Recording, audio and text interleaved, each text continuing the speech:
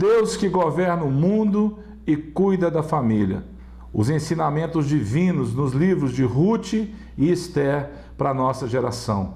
O Deus soberano que usa homens e mulheres, mas quer usar mesmo aquele que é o Rei dos Reis. Visto o livro de Ruth, vamos agora para a aula 6. Vamos falar sobre o livro de Esther. Vamos lá para o textuário, vamos ver o que a lição tem para nós hoje. Porque se de todo te calares agora, de outra parte se levantará para os judeus socorro e livramento, mas tu e a casa de teu pai perecereis. E quem sabe se para conjuntura como esta é que foste elevada a rainha? Palavras de Mordecai para a rainha Esther. Vamos orar. Pai querido, obrigado, Deus, porque até aqui o Senhor nos ajudou. Já vimos o livro, Deus, de Ruth, agora vamos ver o livro de Esther. Abre o nosso entendimento, fala conosco, Senhor, em todas as coisas. Abençoa o meu irmão, abençoa a minha irmã, para que a gente possa mesmo ter discernimento daquilo que o Senhor quer falar conosco. Muito obrigado por esse tempo, Pai, em nome de Jesus. A verdade prática desse livro de Esther, eu queria que você orasse a Deus, para que Deus falasse com você. O que o livro de Esther tem a ver com a sua vida, com os dias atuais? Será que Deus quer usar você aí no seu ambiente de trabalho, na sua escola, na sua família, para trazer salvação, para ser instrumento de salvação para as pessoas? Eu estava orando agora para poder gravar essa aula e Deus me fez essa pergunta, para que eu fizesse essa pergunta para você agora também. Como é que Deus quer te usar? Porque Deus usou Esther no meio daquele império ali para realmente ganhar o coração do rei, para que o rei pudesse ser favorável ao povo de Deus naquele decreto que tinha sido feito por Amã. O livro de Esther é um livro lindo, maravilhoso, um livro curto. Eu te desafio a ler esse livro antes de começarmos essas aulas, para você entender um pouquinho mais, para você poder discernir, para você degustar o que a palavra fala através desse escrito do livro de Esther. Então, pergunte isso para Deus. Deus, o que o Senhor quer falar comigo? Aonde o Senhor quer me usar? Como o Senhor quer me usar? Foi o que Mordecai perguntou para ela. E disse para ela, olha, fica atenta, porque se você não fizer nada, Deus vai levantar livramento para o povo. Mas quem sabe não foi para essa hora mesmo que você foi colocada para ser rainha neste lugar. Aonde Deus te colocou? Será que Deus quer te usar ou não? Vamos lá para a verdade prática então. A perfeita vontade de Deus é nos guiar por caminhos que levem ao cumprimento de seus eternos propósitos. Todos os propósitos de Deus vão se cumprir na sua vida. Vamos lá para a introdução. O exílio de Israel é uma informação essencial para remontar o contexto histórico do livro, o livro de Esther. Percebemos que a providência divina apresentada no livro é um assunto que formula o propósito de Esther. Deus sempre esteve no controle da história. Não se esqueça disso. O livro apresenta o fato de que, a despeito de experimentarmos períodos de ameaças e sofrimento, ele provê o livramento. A dor e o sofrimento, por mais difícil de explicar que seja, não anulam a ação da providência divina. O livro de Esther nos lembra da ação soberana e maravilhosa de Deus em favor do seu povo. Existe um Deus que ainda está no controle de toda a história, da minha história, da sua história e da história da humanidade. Nada que aconteça nesse mundo anula sua onipresença, onipotência e onisciência. 4 pontos importantes a serem observados nesse estudo que vamos fazer. O primeiro é que Deus levanta uma nova rainha na hora certa. Tirou a rainha Vasti e agora quem vai ser a rainha? Esther. Deus usa o primo da rainha para denunciar uma trama. Se você ler no livro de Esther, você vai acompanhar isso aí. Deus usa a corajosa rainha para resgatar o seu povo. 4 ponto importante, Deus promove Mardoqueu por sua o quê? Fidelidade. Esther, por sua vez, tem como característica singular e sempre destacada a completa ausência do nome de Deus. nem por isso o agir divino deixa de estar patente no livro. Esther não contém alusões diretas ao Deus da providência, mas nos apresenta uma história cujo roteiro é repleto das providências de Deus. Nessa aula nós vamos falar sobre a organização do livro de Esther. Ele tem 10 capítulos e está classificado na categoria de livros históricos da Bíblia cristã.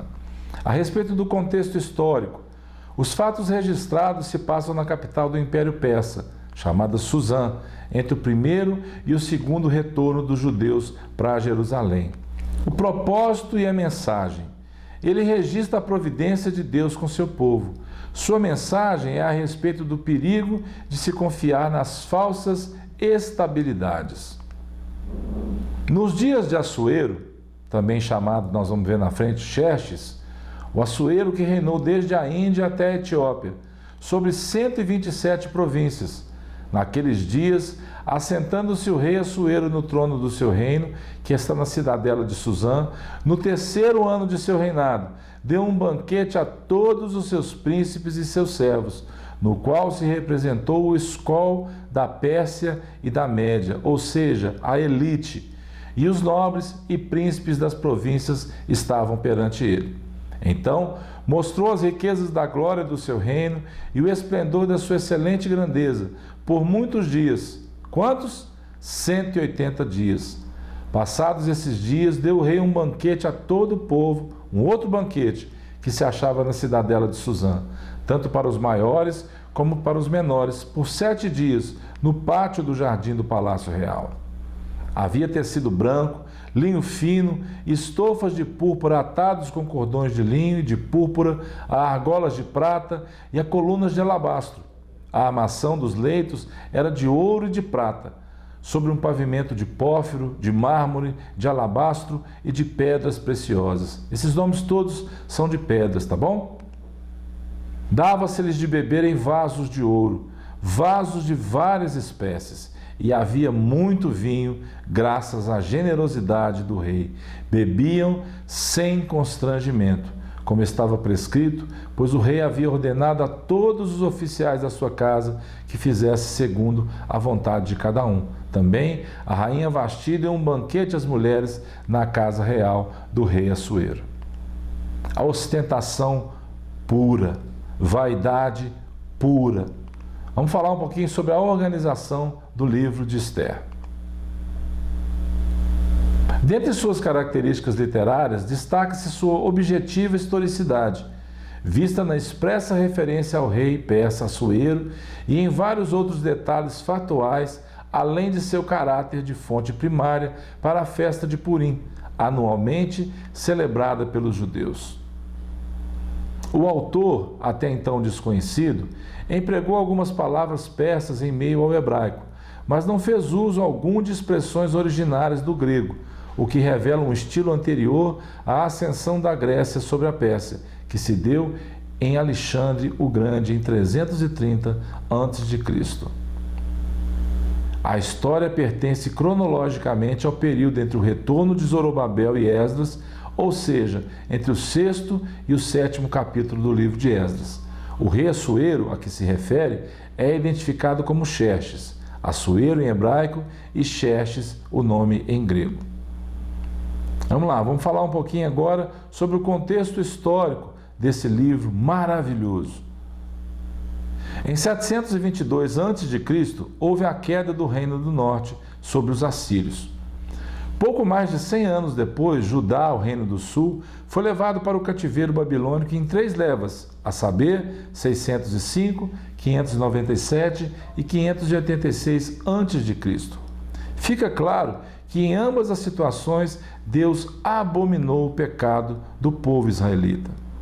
Foi um período em que Deus tratou com Judá, principalmente para extirpar a idolatria que havia contaminado a nação israelita. Ao mesmo tempo que julgava Judá por sua idolatria, o Deus eterno, juiz de toda a terra, exercia seu justo juízo sobre a Babilônia por sua iniquidade. A figura proeminente de Daniel, citada no livro de Daniel e também durante esse período onde ele viveu, surge nesse contexto sabendo-se que ele havia se humilhado diante de Deus, jejuando e orando, confessando os pecados do seu povo. O ensino bíblico a respeito de nosso relacionamento com as estruturas de poder terreno é sempre confiar na soberania divina, buscando com humildade a intervenção de Deus em nosso favor. Foi isso que Esther fez, foi isso que Daniel fez, foi isso que Jeremias fez e todos os outros profetas. Eles buscaram a intervenção de Deus a favor do povo. Esther registra fatos ocorridos na capital Susã entre o primeiro e o segundo retorno dos judeus para Jerusalém. Estima-se que mais de 1 milhão de judeus viviam na região da Babilônia. Então, como nós dissemos anteriormente, o livro de Esther está nos mostrando que uma pessoa até então comum, uma judia, foi elevada à rainha da Pérsia. Para quê? Deus sabe todas as coisas. Deus vê todas as coisas e Ele sabe o tempo em que Ele vai te usar, vai me usar na vida daqueles que Ele quer salvar. Primeiro nós, agora levar essa mensagem para as outras pessoas. Mesmo com o decreto de Ciro, que permitia a volta para Jerusalém, a maioria absoluta dos judeus decidiu pelo que lhes parecia mais cômodo, permanecer nas cidades que ocupavam na Babilônia. O propósito e a mensagem do livro de Esther. Ao decidirem permanecer na Babilônia sob os domínios do Império Persa, os judeus olharam para a estabilidade que imaginavam ter conquistado, não apenas no aspecto econômico, mas também cultural, social e religioso. Para muitos, pareceu melhor ficar na Babilônia. Não sei se você conhece essa frase, mas é uma frase muito interessante. Muitas vezes o bom nos tira a oportunidade de vivermos o melhor de Deus para cada um de nós. A mensagem dos escritos é clara. O perigo de confiar nas falsas estabilidades que as estruturas do mundo nos oferecem e costumam parecer mais vantajosas. Tudo estava indo muito bem até surgir a ordem de extermínio total dos judeus. A falsa segurança foi embora. O povo de Judá dependia novamente da intervenção divina para a sua sobrevivência. Esther nos mostra Deus agindo mais uma vez, movendo as estruturas humanas agora no grande e poderoso Império Persa.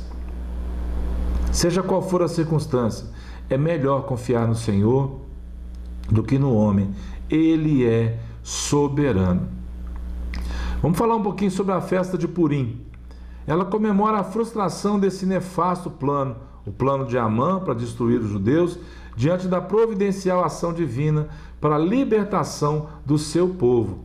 O que é que nós podemos dizer? Graças a Deus por tudo isso. Um dia de banquetes e alegria inaugurou a celebração desta festa.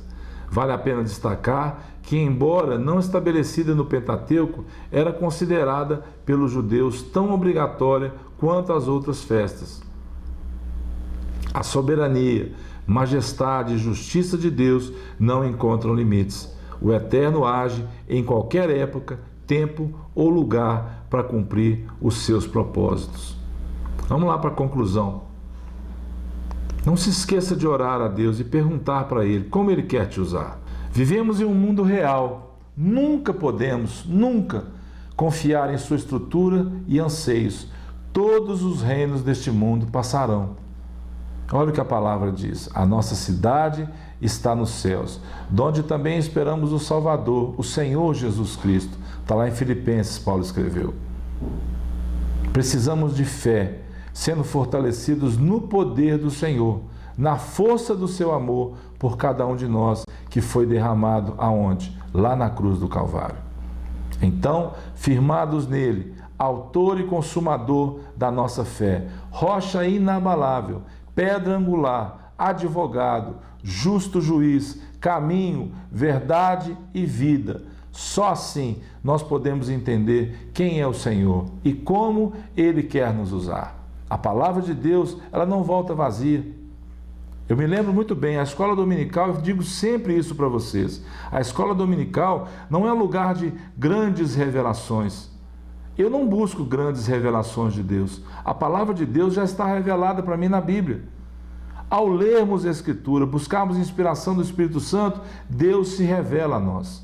Então eu nunca gostei muito de revelações, de grandes revelações. É claro que sim, a maior revelação de todas foi o amor de Jesus Cristo por mim na cruz. Então, cuidado, para que você não se desvie do simples e não se envolva nas coisas desse mundo.